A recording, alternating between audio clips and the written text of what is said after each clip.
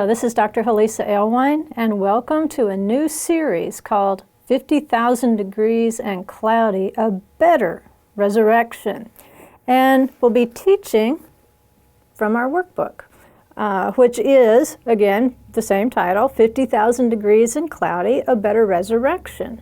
And so if you'd like to purchase a workbook, you can obviously do that on Amazon or any other bookseller if you'd like to follow along, because we won't cover everything that's in the paperback book, but we want to hit some highlights. And you say, well, what in the world are you talking about 50,000 degrees and cloudy? That sounds a little strange. I think it sounds strange because we've never really explored the resurrection in the context of the Torah portions. And that's where I'd like to start, in the context of the Torah portions. Before we get started, though, I'd like to read you a little quotation from a book called Gilead, because it tells us what the problem is. When we start studying the resurrection, we have a challenge. And let's see if you can figure out what the challenge is just from the quote. Marilyn Robinson writes in Gilead, "It seems ridiculous to suppose the dead miss anything. If you're a grown man when you read this, it is my intention for this letter that you will read it then. I'll have been gone a long time. I'll know most of what there is to know about being dead, but I'll probably keep it to myself. That seems to be the way of things." And that's the challenge. When we're talking about what happens after we die, even if we are talking about the resurrection, we're talking about things we haven't experienced yet. Because most of the dead people we know aren't talking. We don't know many dead people. So that's the challenge. We have to take the scriptures and try to piece together what the scriptures are saying to give us the clues about what to expect, number one, when we're dead, just in case we are not necessarily alive and remain, as Paul says, when Yeshua returns in the clouds. We need to know what to expect when we cross over, because that's the very definition of a Hebrew, is one who crosses over. And the question is, cross over to where? Well, the answer has to be, because our faith is based on Abraham's belief in the resurrection and his offering of Isaac, our faith has to be in a better resurrection. Life from the dead. It has to have that expectation, or we're miserable people, Paul said. So we want to look at what our expectation is when we cross over and where we're crossing to. So we're going to be going back to the very beginning of the Bible, where we should be going to look for our answers about being dead and being resurrected. And we're going to look in the book of Genesis as far back as we can to find these proto-prophecies that are unpacked maybe a little bit better in the prophets and the Psalms and the writings. And then, of course, in the New Testament itself, the Brit Chadashah, we get much more specific information. But most people don't start looking for information about being dead and resurrected in the Torah itself. And that's where Yeshua explained himself from the Torah when he resurrected from the dead. He started with Moses, and that's where he began the explanation. So why shouldn't we begin in the same place, so that we will understand what to expect if we were to die before the resurrection of the dead, or if we're still alive, what we can expect at that time. But like the author said, if we've never been dead and we've never talked to anyone who's been dead, and by the way, Torah tells us not to try to do that. Please don't try to talk to dead people. You can pray to the Father, but please don't try to talk to dead people. There's still a bit of mystery there.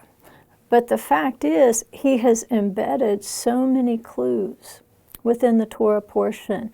And I think when we go back to the Torah for answers, then it's much easier to let go of popular doctrines that have been made popular because they're basically a get-out-of-jail-free card. we don't need to depend on fiction or fiction series to get a better idea of what to expect when we die, or what to think about when a loved one dies. You know, what is good old Uncle Joe? What's happening to him? Or maybe if he's bad Uncle Joe, what's happening to bad Uncle Joe? Scripture gives us some clues. So we'll be reading through this in two sections. The first section really is based in the Torah. Where did the doctrine of the resurrection come from? Life from the dead. It's established right in these early Torah portions. The second section of the book will be concerned with maybe more practical matters, not the idea that there is life after death, but specifically what would we expect to see or experience after death. And again, there's no shortage of scriptural clues, and we'll also look at some of the rabbinic literature on the subject.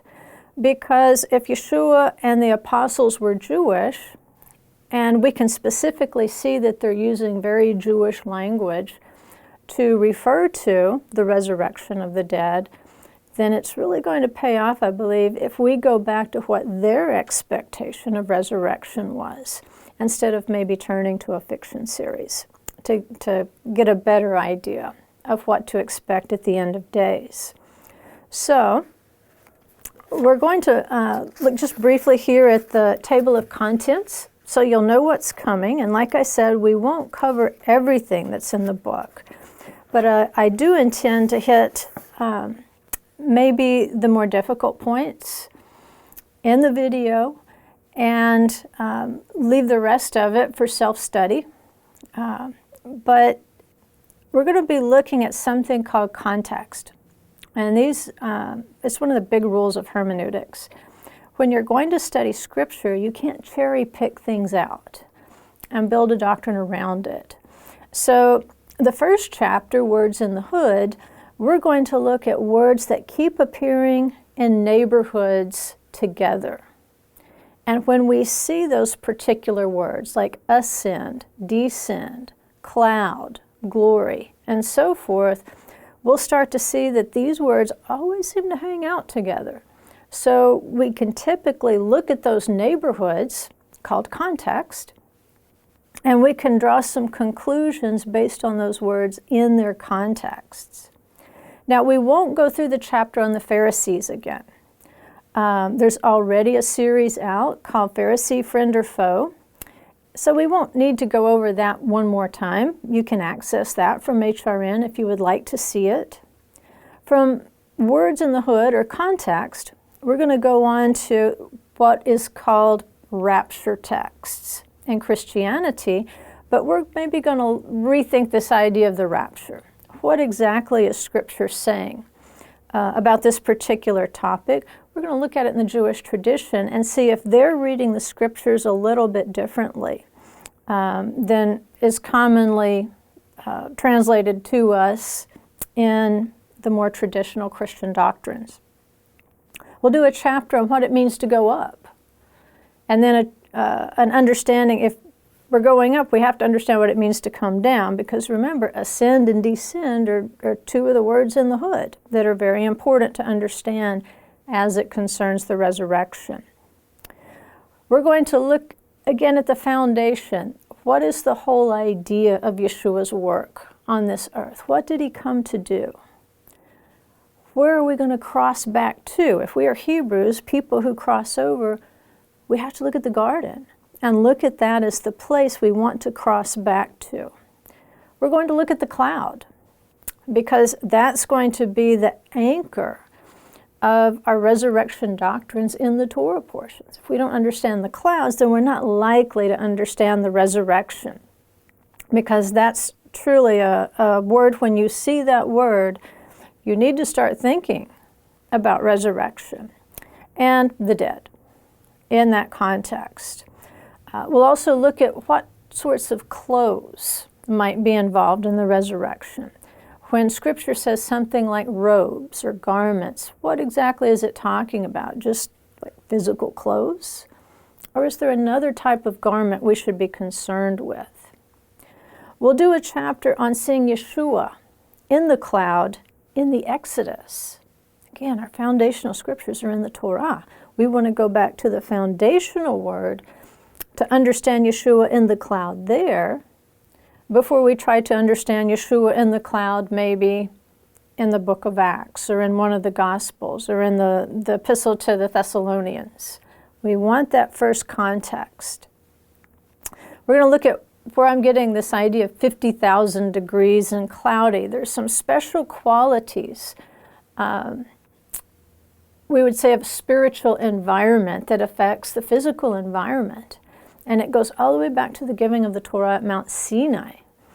If we want to understand resurrection doctrine, we go back to the giving of the Torah. And we figure out what that 50,000 degrees is all about. What would it possibly symbolize when we see these things that accompanied the giving of the Torah and some things that happened there. And so that's how we'll get started. That's section 1. And then, like I say, we'll follow up with section 2, which is much more practical, if you can say practical, because again, we're talking about a place we've never been, and most of us aren't volunteering to go anytime soon. And like I say, because we're forbidden to talk to people who have already crossed over, we want to be careful how we address topics of connecting with the dead. What we're trying to do is just get a little more understanding here. And in that understanding, I think it's going to give us a lot of comfort if you've ever had questions about loved ones who have crossed over before you. If you were concerned about them, maybe they weren't the ideal spiritual icons that they could have been, and you say, well, you know, they were basically good people and they professed a faith in Messiah Yeshua, but maybe their life didn't bear it out so much. We'll examine some of those things and see what Scripture has to say about it. And so by the time we get done, hopefully you'll have some great new ideas, and not brand new ideas because you've already read the Bible. But hopefully what we'll do is we'll put together some contextual things in the Bible that will help us to work through those questions. And I think it's going to bring you a lot of comfort to go through these scriptures and to see the beauty, again, of the resurrection being established in the Torah itself. Because you have to ask yourself, if I had never heard of the Torah, if nobody had ever told me what they thought it meant, if I had never heard of the doctrine of the resurrection, and somebody just handed me the first 5 books of the Bible, would I ever in 1,000 years assemble a doctrine of resurrection from that? Probably not on your own. And that's why we want to go back to those scriptures and see how the Jewish sages from ancient times looked at those particular Torah passages and how they are literally seeing the resurrection in every single Torah portion. Which makes you wonder why anybody wouldn't believe in the resurrection.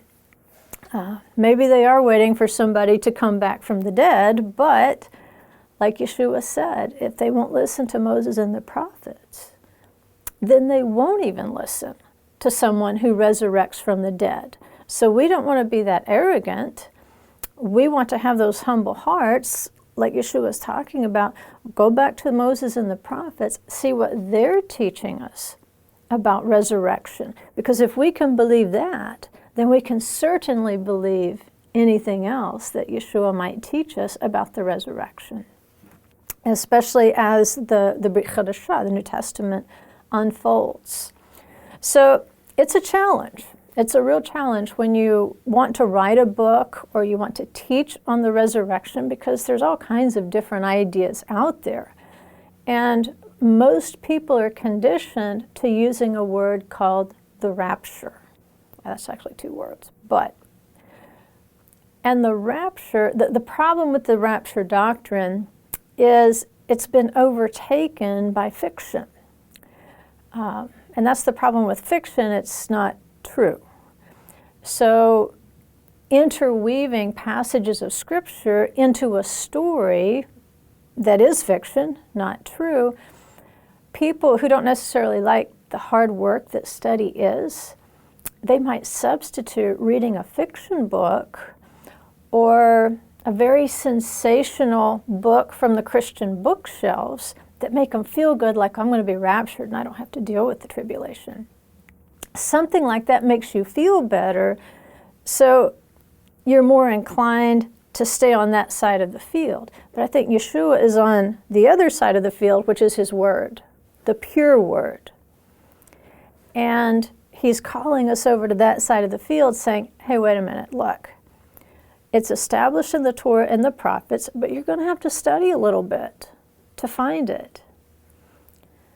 It's Jews who have handed down to us this doctrine of resurrection. So you need to look at what they're saying about it. We can see that these doctrines were very much a part of the first century dialogue because it's recorded in the scriptures, in the New Testament.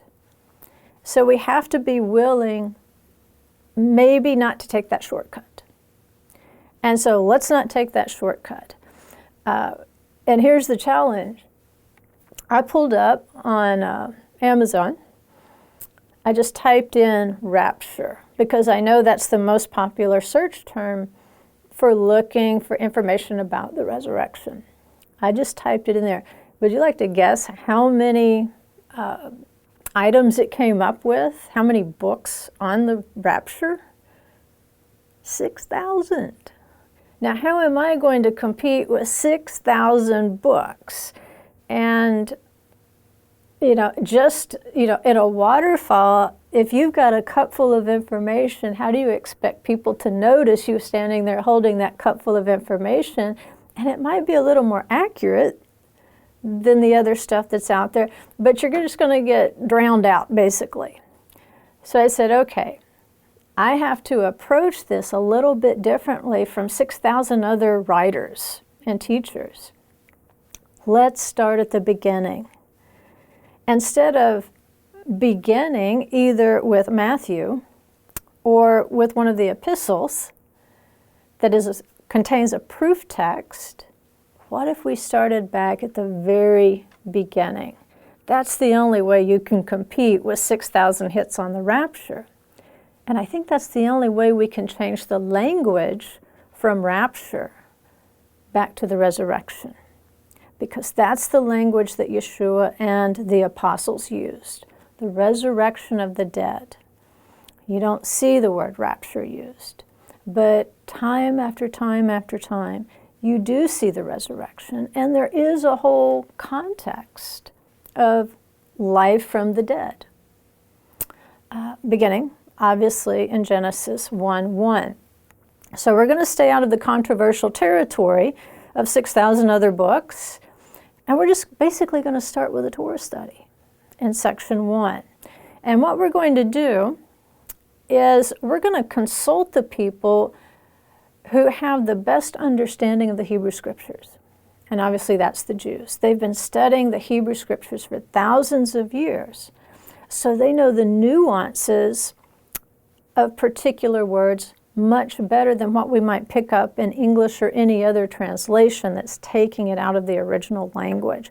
And we're going to see where a little Greek doesn't hurt either, because sometimes Greek being translated, it may not give you the full information that it should. For instance, the passage that says, we'll be caught up together with him to meet the Lord in the air. When it says air, we're conditioned to think, man, that's way up there. And it's really not. That Greek word actually means air where you can breathe normally. It's not even thin air, like if you were in a jet 30,000 feet up. It's normal air, just like you and I are breathing right now. So the question is, how far is up? Sometimes we don't ask that question. We're going to ask that question, which is going to drive us back to the cloud in the wilderness, where we can see about how high we can expect that cloud to be. And again, we're going to consult the Hebrew Scriptures and the Jewish understanding because it was handed down to the first century. So At the same time, we want to use good, sound rules of hermeneutics. Now, I've mentioned one, words in the hood, right? And what that means is context. When you see particular words showing up together in different places in Scripture, like we said, ascend, descend, cloud, if you start to see those three words, and there's going to be others, but if you were to start to see those three words, maybe over here in one book of the Torah, and then see them over here in another book of the Torah, and then see them maybe over here in one of the Gospels, and then see them over here maybe in one of the epistles, you've got context, because now you know, hey, those three words hang around together, and their context is going to teach me something. It's helping me put things together. There's some other rules we want to use. One of those is first mention. And, hermeneutics, it's just a big, long, fancy way of saying Bible study methods or research tools. If we use good research tools, then we will not be as prone to go off on strange things. All right? And we know the potential's there. If there's 6,000 books on the rapture, I can't imagine that they're all right on track. So in order to make sure we stay on track, we want to use the rule of first mention, which means the first time a word is used in Scripture or a phrase is used in Scripture, it holds a key for us. And once we understand the context of the first time it's used, whenever we see it after that, then it's pointing us back to that first mention and saying, hey, remember the first time you saw this? That's why it's so important not to study the resurrection without going back to the Torah, going back to the very first mentions of the topic. We have to recognize that Yeshua wasn't the first person to think about the resurrection. He is coming to fulfill all those previous expectations from the saints of old concerning the resurrection.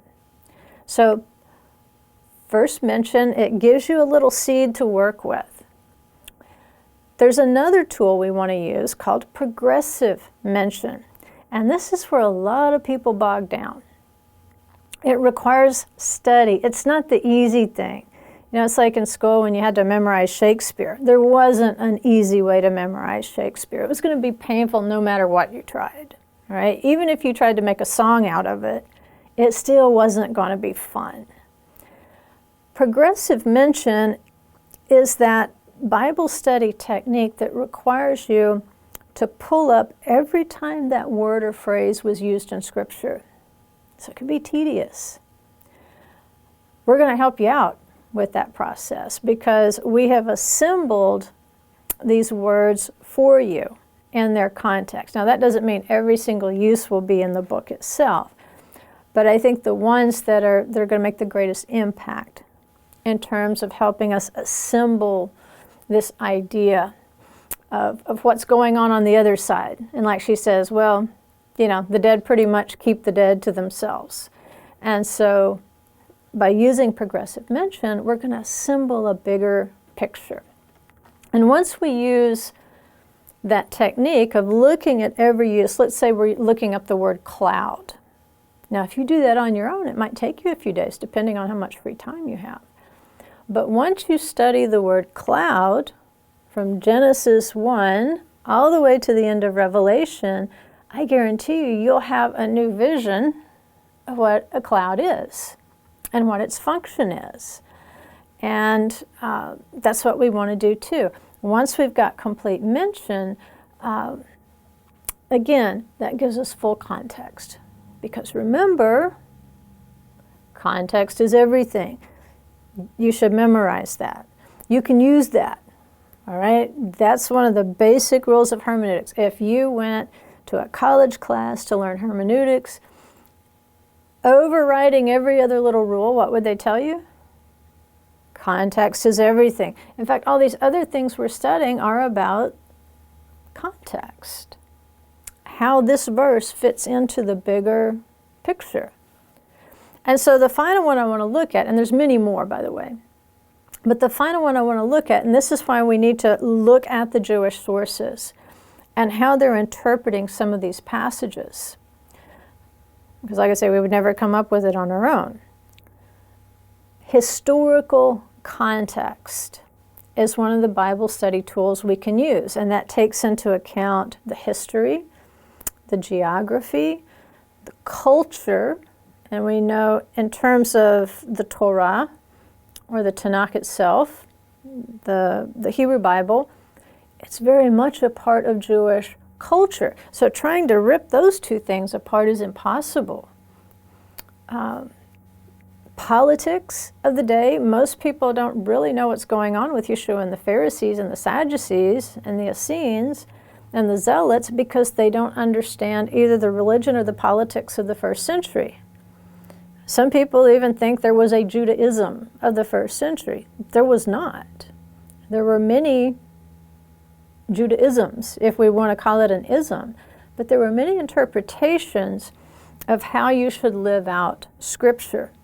And so if you don't understand those dynamics, you're going to misunderstand a lot of the conversations, the dialogues, especially in the Gospels. It's not going to make a whole lot of sense why, toward the end of his ministry, Paul is still very proud to be a Pharisee and the son of a Pharisee. Unapologetic about it. Why?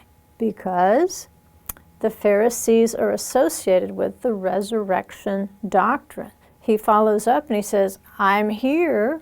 In other words, I've been arrested because of my belief in the resurrection of the dead. Why does he say that?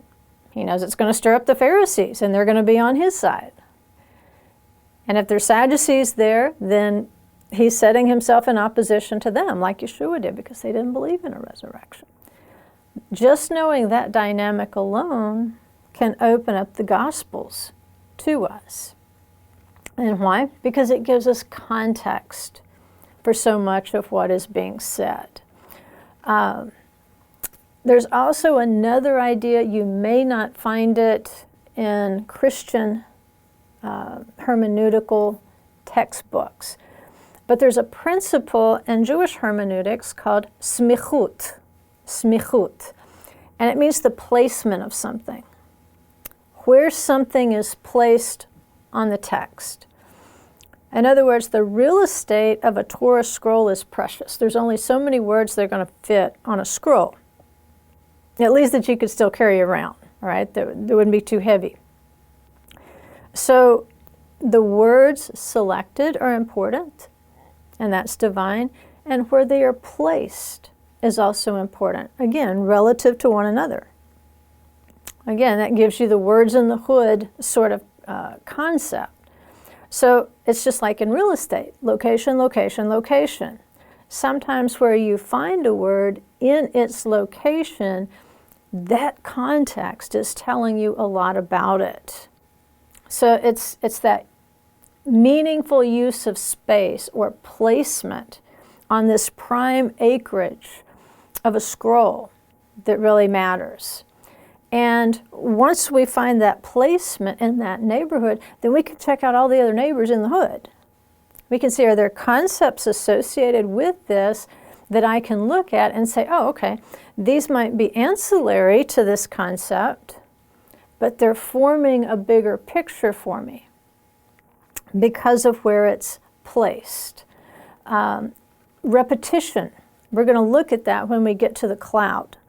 We're going to look at some Torah portions where it's just the cloud did this, the cloud did this. The cloud went up, the cloud went down. The cloud went here, the cloud went there. The cloud went here, the people went there. The cloud went there, the people went there. You're thinking, this is almost bizarre. How many times the word cloud shows up in just a short amount of real estate?